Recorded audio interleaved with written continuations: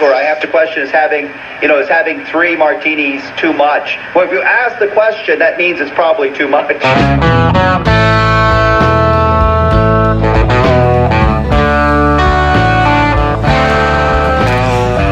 Hello, welcome to Yes, I'm Still Sober with John Raven, episode 13. I don't know how long this is gonna be. I'm exhausted. Girlfriend and I just got back from Chicago last night, and I never thought that I'd be so tired from just looking at shit. No, I mean, I guess also because, I don't know, what did she say? We took 16,000 steps or something. I don't know, yesterday. I'm exhausted. I can't wait to go to work to recover from vacation. It was a good time.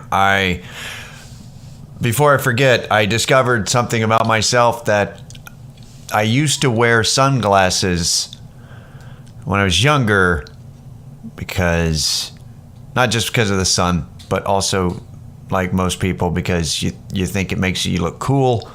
I realized that now I prefer to wear sunglasses so that people don't see how much I despise them in my eyes. Like, I think it's my poker face is gone. Part of the thing about rehab is, and I'm sure I've mentioned this, but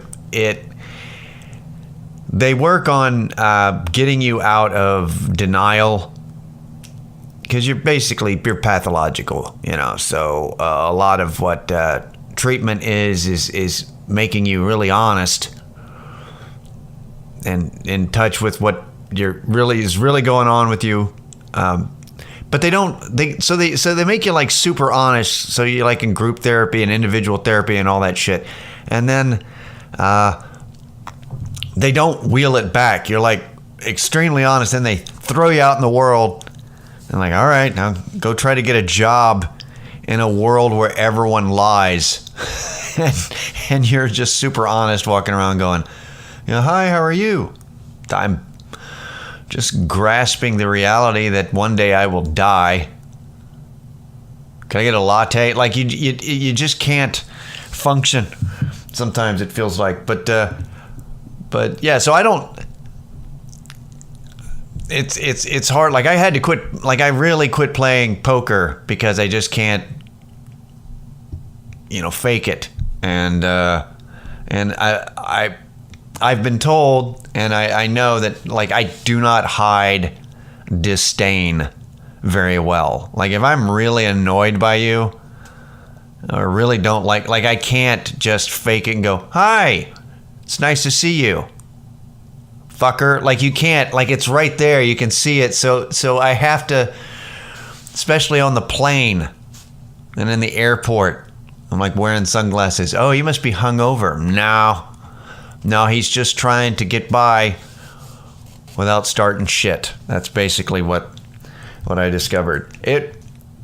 Fantastic trip. Chicago's a real city. Like, it's a real city. Like, I haven't been on vacation. I haven't even left Texas in 12 years. 12 years. And so I remember when we were walking around just going, man, it made me think that, I'm not saying Austin, Texas isn't a city, but I don't know, it feels like it's dressing up. It's like kids playing house, kind of it's like, we're a city. We've got public transportation, kinda. We're, look at us. But no, Chicago's a real fucking city. And the only bad thing about the trip was the plane, was the airport, was the plane ride up there and the plane ride back. The plane ride back was okay, except we had a couple behind us who brought their own food, and it stunk. It's like, it's a 2-hour flight. You can't go 2 hours without eating. And I got that couple back because you're supposed to be courteous and everybody wait and take your turn to get out of the aisle, grab your bags, and you're supposed to just, I don't know, you're supposed to be kind of courteous. And I was not courteous to them. I blocked them in their aisle, so they had to wait till we left to come out and get their bags. I was a dick, and it felt great. Like I'm sure I looked like an asshole to other people, but I didn't really have the energy to go, no, they brought food and it smelled really, really bad. My girlfriend got nauseous on the plane because of these assholes who couldn't eat their food while waiting. They had to eat it on the plane, so they get to wait. They get their bags late. Look, there's a reason that I didn't care. I'm not going to see these people anymore. But the plane ride up there were 3 people sitting behind us that were the worst. There's a guy who said he was an exec VP for a company that split from Dell. And he's this California asshole. He's one of those California people that moved here recently, bought a house in Round Rock and is already looking like, and he was talking to the couple that was sitting next to him. And the couple, she was a real estate agent and he was like a foreman for a construction company. And they talked really loudly. Like half the flight, they're just talking. And I stupidly forgot my headphones, my earbuds in my luggage. I couldn't get it because I was kind of pinned in. And because I don't drink anymore, I have extreme awareness of I can't tune out conversations, so I'm basically held hostage by 3 of the most boring people I've ever listened to. And they're just vultures, man. Everything's a dollar sign. Like all they could think about is, how can I make money off of fucking up Austin anymore? And like this California prick is talking about how it's like, I'm trying to tell all my friends in California to move here. I'm like, fuck you, don't do it. And he just, and the thing is that it sounded like he kept talking about how he was an exec VP, but he's figured out flying, and that's why he's wearing cargo shorts. And I'm like, fucking cargo shorts. Of course he's wearing cargo shorts. He's the worst person. And I pictured what this guy looked like the longer he talked and droned on. And then when I got up to go to the bathroom, I looked and I'm like, oh, he looks exactly like I pictured him. Just this blobby, pale, sunburned, splotchy white dude with thinning hair who's overweight, who just kind of sits there and goes, I'm alive. Like he looks like you could picture it, like whatever you're picturing right now, that's what that fucker looks like. And the thing is that he was sitting in the cheap seats. What exec VP doesn't pay a little bit extra to sit in a better seat? Because I ended up doing that on the flight back. I found out that like if I paid an extra $24, that you could like to be 10 rows or closer and actually have more room. And I was exhausted yesterday, and I'm like, fuck it. We came in under budget from this vacation. I'm paying $24. I'm paying the extortion fee to get the extra 2 inches or whatever to sit and to get off the plane that much quicker. So I did that. And I'm like, why didn't that guy do that? Why is that guy paying the cheapest seat if he's an exec VP? Which means I think he's lying. I think he works for that company, but he's just bullshitting the, it was like, this is how successful. I want to invest in real estate. Tell me more about it. And I'm like, you're going to invest in real estate, but you can't invest in getting a better fucking seat where they serve you booze. Like if you paid $30 more, you could be drinking booze up at the front where you can kind of peer into first class and go, I'm almost there. I'm right there. So those fucking vultures, man, it's just, they were the worst people.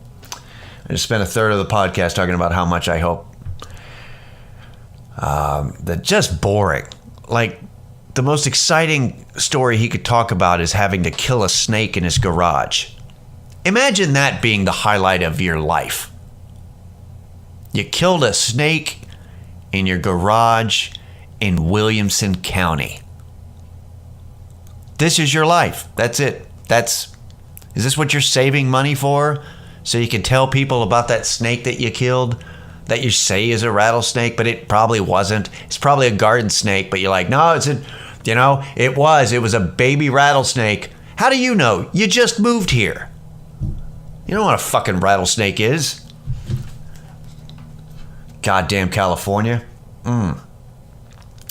Anyway, but Chicago is nice. We went and saw Hamilton.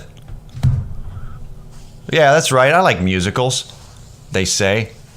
No, here's the thing about Hamilton that I love. It's like when they say it's a musical, it's a musical.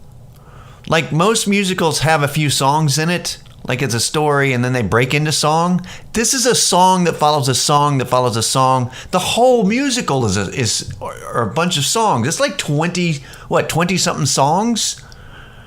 That's actually better. I think I figured out that the part in musicals that I don't like is not the singing.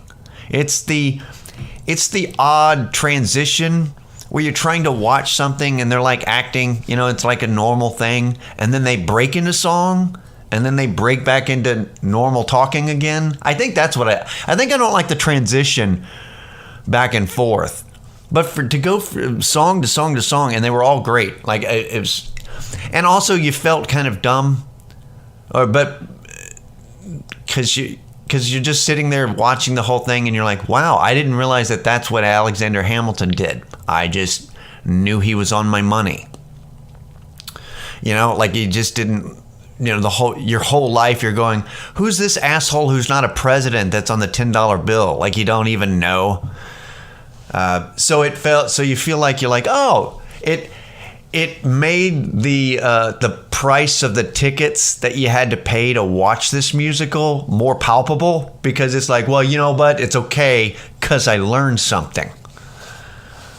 So, but I recommend, if you've got the money, to just because I understand they're coming to Austin, but if you get a chance to go to see Hamilton and you like musicals, you have to see this one. Though you just have to. Hey, did you see the game last night, Steve? Yeah. What'd you do? Went and saw Hamilton. You would love it, bro. You totally got to go check out Hamilton. No, I'm telling you, bro. You got to check out. I don't know. Yeah. But really, you should check out Hamilton. It's pretty good. We dressed up. We looked really nice. I saved all this money from not smoking. So that's the best way to, I know you got a budget, but the best way to do a vacation is where you have more than enough money for what you're doing that it doesn't matter. That's the best. Where you can just throw money at things. No, let's get a lift. No, fuck those buses. No, it was cool. We got to get on the bus and that was great. You want a bus back? Nah, man. Let's lift this shit. I got to go to we went to the art Institute of Chicago, and because, of course, there's a scene in Ferris Bueller where they're looking at art. So because of my childhood, I had to go look at the same paintings and statues that Ferris Bueller and Simone and Cameron looked at. I got to go see these same things, but totally did that. That was great, man. There's one painting I did want to see. Like the one I really wanted to see was Nighthawks. And if you do a Google search Nighthawks painting, you'll see the one I'm talking about, and you've seen it. But sure enough, it wasn't there. It was on loan to the Shanghai Museum. So it was literally shanghaied from me. That kind of stunk.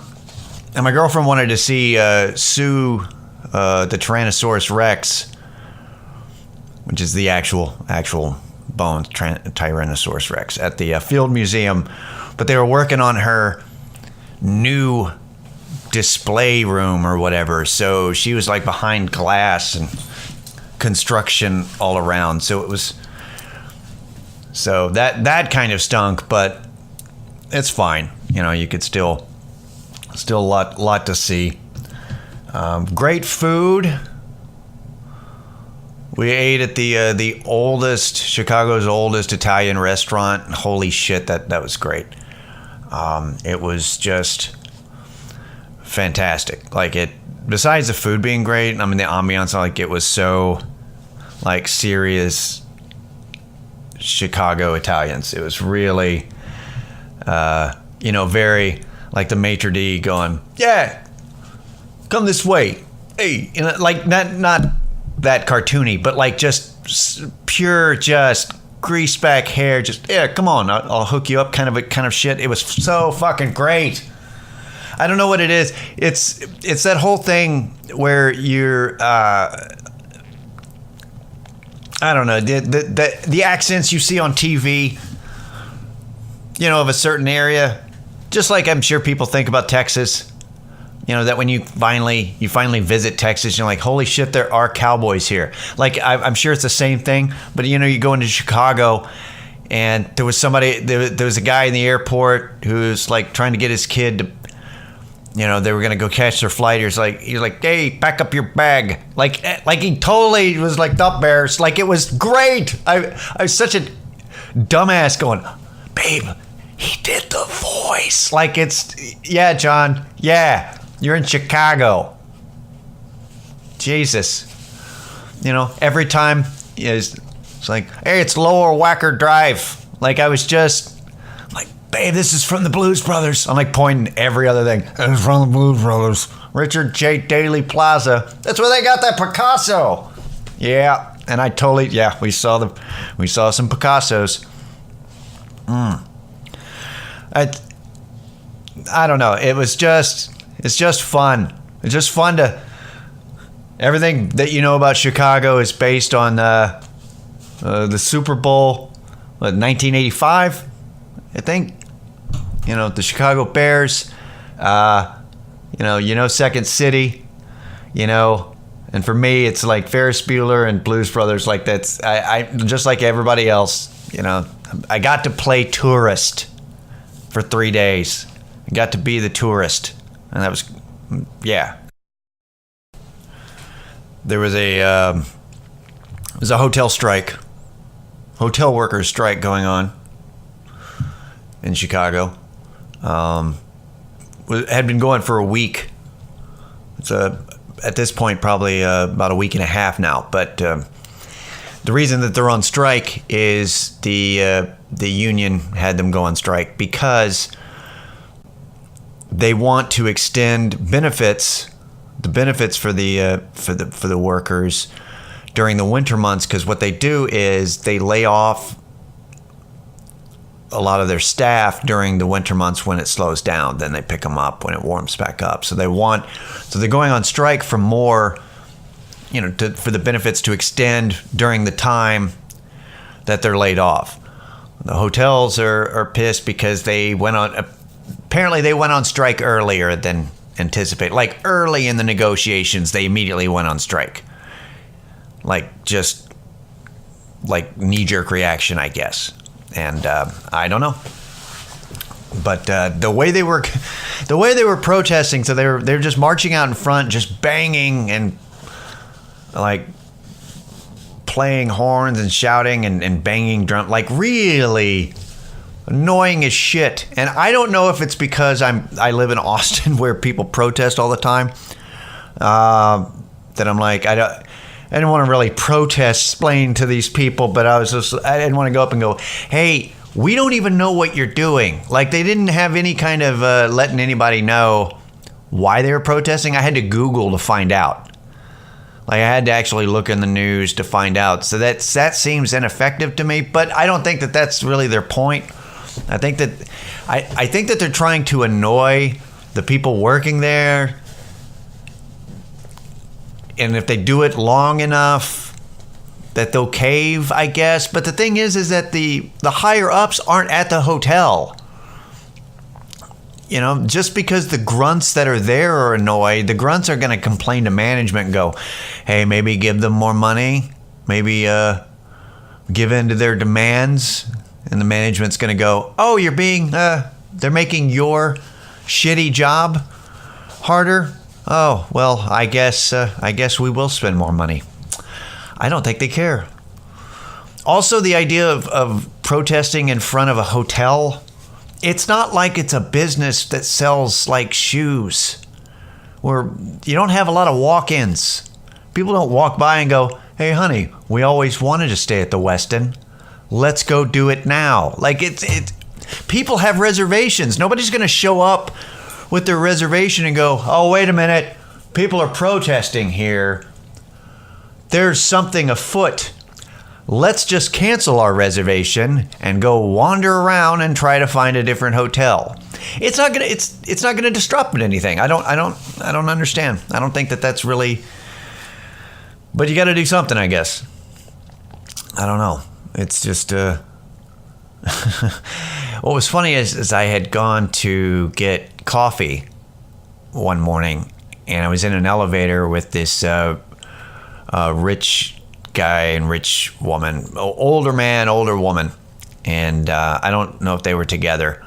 I don't think so, because he was dressed in golf gear and his golf clubs, and she looked like she was going to go out and do whatever. I don't know, but she was just like, they should hand out cards or something to, at least let us know.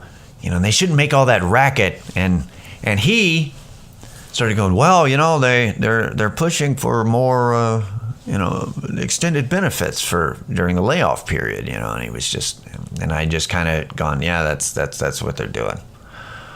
And she goes, well, I don't like it.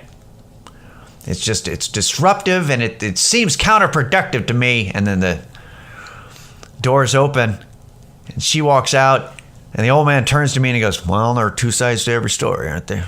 And he rolls out and I went, yeah, there are two sides. That's a super cool, understandable rich dude. Holy shit, what just happened? Like, I just expected him to go, like to be Ted Knight from Caddyshack, just, out on my golf course. Like, I just expected him to be a dick. But he was really understanding. I was like, well, no, there's two sides to every story. We just have to, it's weird. Just the idea of somebody like the rich guy voice, somebody to be totally reasonable. And he goes, well, I think everybody deserves their rights. There's a lot of inequality in this country, and I think that everybody deserves a shot at the American dream. What? Holy shit. Enjoy the golf. But that was the thing. Hey, I discovered that I get antsy after 72 hours. A 4-day vacation's too long. That's the big thing that I learned. 72 hours, I got to be around my shit. I got to be in my comfort zone. I'm so happy to be back. I'm so tired.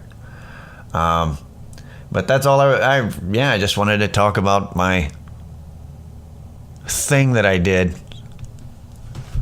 Haven't been out of the state. I hadn't been on vacation 12 years, man. It was something. We did comedy there too. My girlfriend and I, we had a gig. We had a show on Sunday, and it was a show that called Shithole. And I know it sounds appealing, but that's the thing, is that the show is unlike most shows that you see where people just promote it, like, really, really promote it, like, come out, here's the address, please come.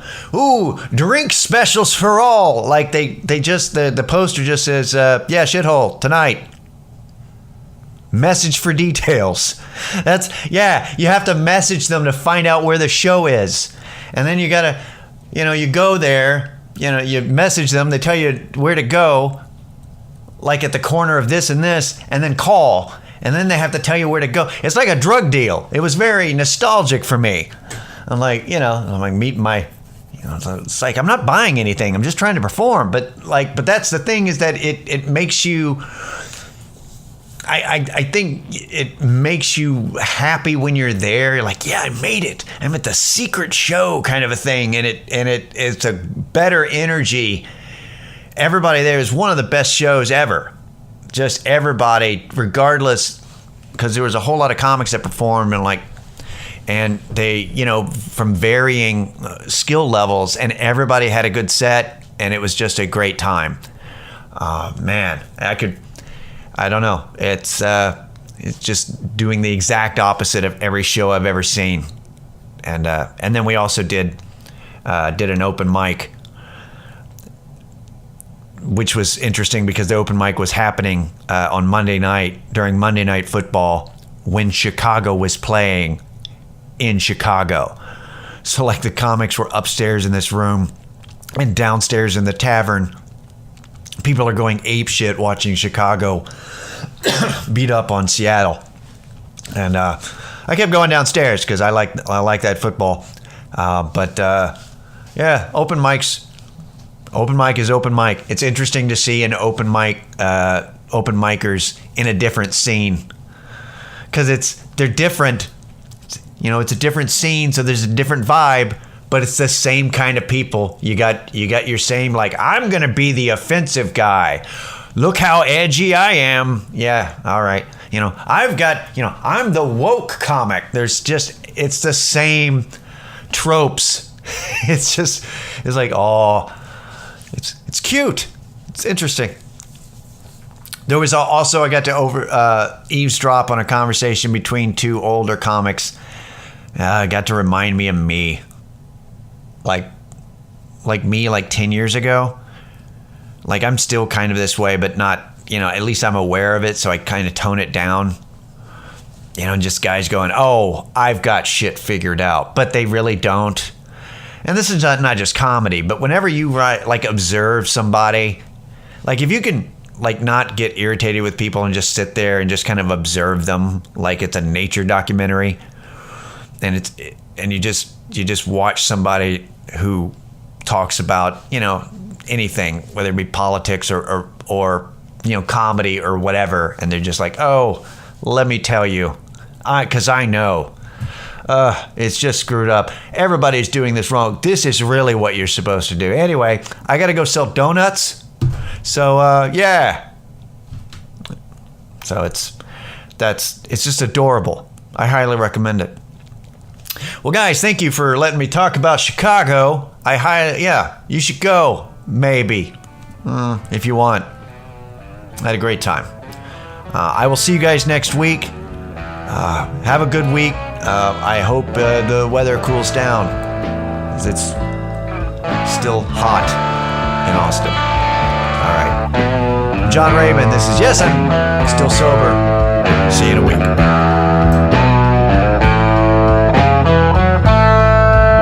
Red wine, a little smoke, and a whole lot of loving. That's all I need. Make it through the night. Cold beer, cold shoulder, just one glass of whiskey. That's all it takes. Push me over the line. Set 'em up, I'll knock 'em down. Wake me up when it's all over. Took less than that to make my heart move.